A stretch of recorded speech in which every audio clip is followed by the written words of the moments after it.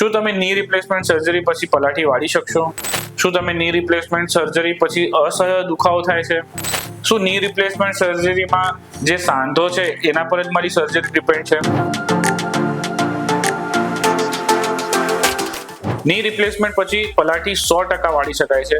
જે patient operation પહેલા વાળી શકે છે એ તો 100% એના પછી વાળે છે, પણ જે પેશન્ટ ઓપરેશન પહેલા નથી વાળી શકતું એ એક પ્રોપર ફિઝિયોથેરાપી પ્રોટોકોલ ફોલો કરે તો ડેફિનેટલી ની રિપ્લેસમેન્ટ સર્જરી પછી તમે પલાઠી વાળી શકો છો. એમાં કોઈ પ્રોબ્લેમ નથી આવતું. અમારા બધા પેશન્ટ્સ પલાઠી વાળી શકે છે.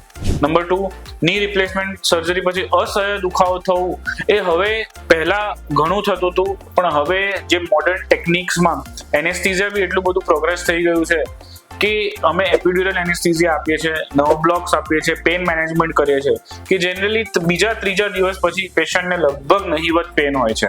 અને ત્રીજી વસ્તુ કે ઓપરેશનમાં કયો સાંધો નાખવો એ હવે મારા હિસાબથી એક સેકન્ડરી વસ્તુ છે. જેટલા બી સાંધા માર્કેટમાં મળે છે એ ઘણા સારા અને નીને કમ્પેટેબલ હોય છે.